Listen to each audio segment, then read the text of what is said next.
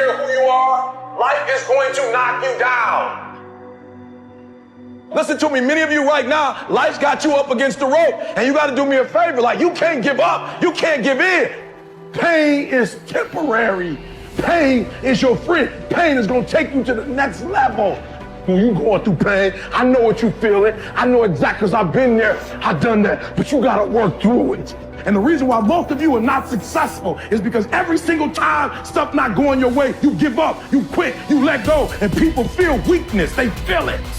You can feel when somebody's not committed, when they're not all in, when they're not dedicated. And there's another level you get to when you go all in. Winners win and losers lose. There are going to be times that you're going to be wondering, why should I keep showing up and working my business? Why should I keep at it? Why should I keep showing up to the conventions? Why should I keep picking up the phones and making the phone calls? Why should I keep fighting for my goals and fighting for my dreams? And what I want to remind you is that you got to show up for your life regardless of the circumstances. You got to show up in spite of the naysayers. You got to show up in spite of the conversation going on in your mind. You got to show up for your life, because if you don't, nobody else will. If you want unreasonable results in your life, you've got to be willing to be unreasonable. Part of being unreasonable, you don't judge according to appearances. Part of being unreasonable, you can see it because you believe it. You must have the faith to call forth those things that be not as though they were. You've got to decide, I deserve this, and I'm going to have it. You've got to say yes to your life. You've got to say yes. Yes to my dreams. Yes to me. Yes, I can make it. Yes, I can. Doesn't matter how many failures I've made. Doesn't matter how many mistakes I've endured. Doesn't matter about my defeats. Doesn't matter about what I've done. Yes, yes. I don't care about the fact I'm in a hole now. Doesn't matter about where I am. The last chapter to my life has not been written yet. If you judge me now, you'll judge me prematurely. I'm still in the process of transforming my life. I'm still in the process of becoming. Yes. The brilliance of Thomas Edison was not in his mind. It was something much more ordinary and often much less respected. I've got no imagination, he once said. I never dream. I've created nothing. If you're someone who doesn't like Edison, you might think that this is Edison admitting to stealing his inventions from other, more brilliant inventors, like Nikola Tesla. Not quite, but he did readily concede that most of the credit belonged to something other than his brain. The genius hangs around his laboratory day and night, Edison said. If anything happens, he's there to catch it. If he wasn't, it might happen just the same.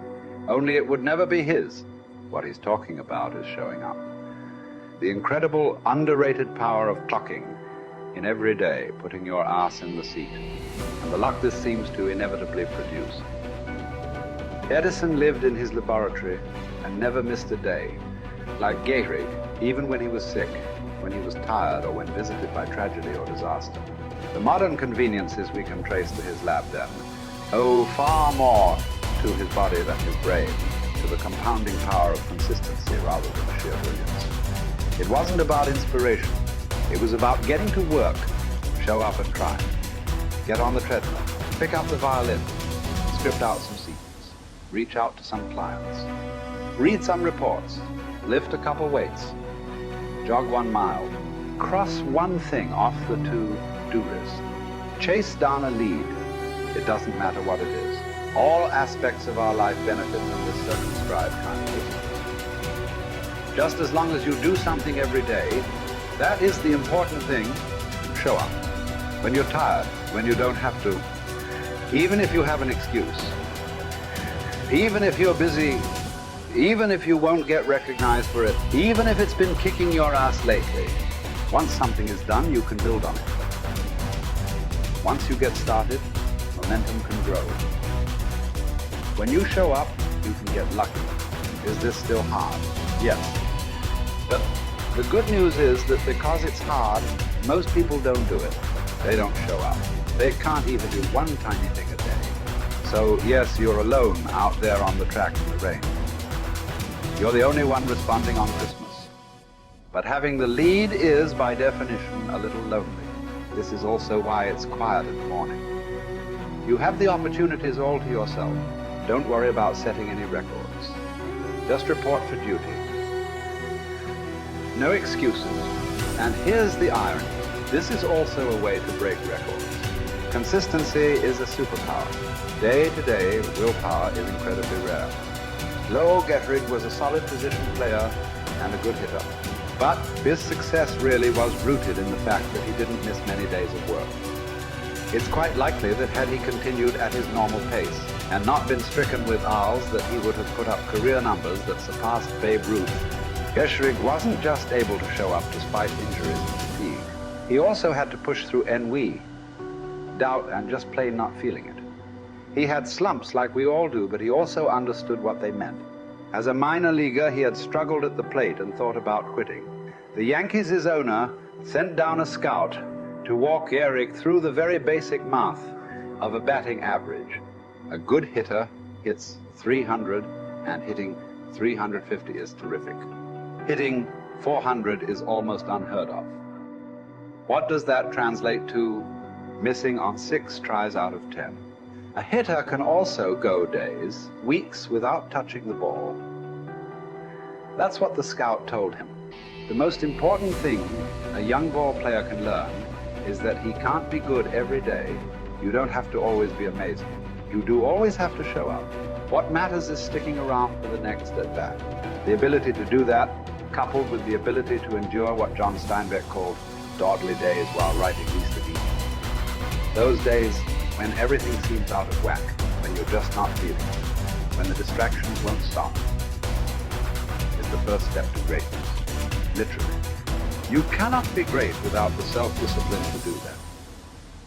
One thing a day adds up. Each day adds up.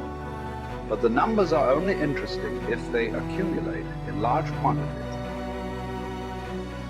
You guys that are just getting started, you're not going to start right here. You're going to start down there, probably in another city, another town. I grew up in Lake Charles, Louisiana, no money, raised by a single mother. I was in debt at 25 years old. First thing that I had to do in my life was not learn a new skill. First thing I had to do to get my life moving in the right direction was self-development. It is vital. It was vital for me that I improved myself and I could start depending upon me. I had to show up every day with some rituals, some disciplines, and start getting myself to trust me, not trust others, but trust myself to do the right thing every day. One of the things that I started doing was beating the sun up every morning. I'm going to beat that sun up every morning so that I have the discipline and the control over my life. So I knew, hey, before that thing pops, I'm going to pop. I'm going to get out of bed, depend on myself, get up at the same time every day. And for me, that time, regardless of where I was beat that sun up. No matter where I am, I'm going to beat that thing up. So it gives me a sense of control over my own life. Second thing,